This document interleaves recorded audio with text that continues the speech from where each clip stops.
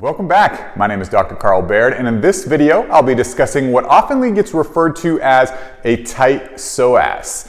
And so my argument is that a majority of people that come into my clinic telling me that they've been told that they have a tight psoas is actually a weak psoas, and that instead of stretching that muscle needs to be strengthened.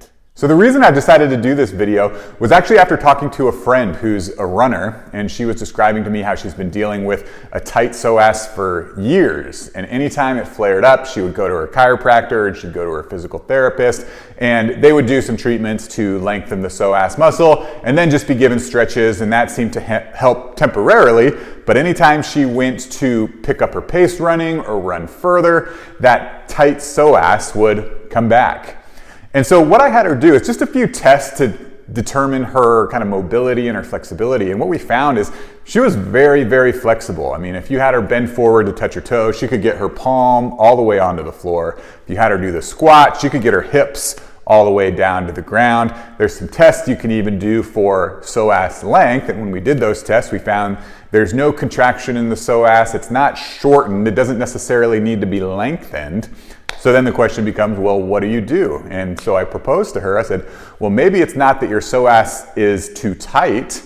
Maybe the issue is that it's not strong enough. And anytime you go to pick up your pace or do longer runs or just anything more intense, the muscle itself isn't strong enough to do that activity. And so your body creates that sensation of tightness. Again, it's a very similar feeling. And so it feels tight, but the real problem is you're asking your psoas to do more than it can handle. And so a better treatment for that, instead of just stretching a muscle that doesn't need to be stretched, it's to strengthen that muscle and create a stronger psoas so that it's better able to handle more intense activities. For her, it was running. And so what I wanted to do in this video is give you my favorite psoas strengthening exercise. If you're somebody that's been dealing with a tight psoas for years and not finding that long-term relief, it might be time to switch directions and try the opposite, strengthening that psoas, and see how it goes. So let's go ahead and get into the exercise. So if you're somebody who's been dealing with a tight psoas for a long period of time that doesn't seem to be responding to treatments or stretches, I'm going to show you a way to strengthen your psoas to see if that helps. So to perform the exercise, you're going to need they're called 8-inch mini bands. All you're going to do, you're going to put it around your feet like this. You're going to lay on your back, bring your hips and knees into what's called a 90-90 position. And then from there, you're just going to straighten one leg, and you're going to hold this one at that 90 degrees, and you're going to feel the burn in this top leg right here. So I like to hold it for about 5 seconds.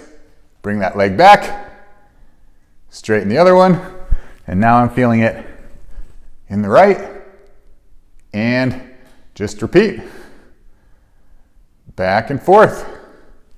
So there you have it. That is my favorite way to strengthen the psoas muscle to help with that tightness feeling in the front of the hip. Give it a try and let me know what you think.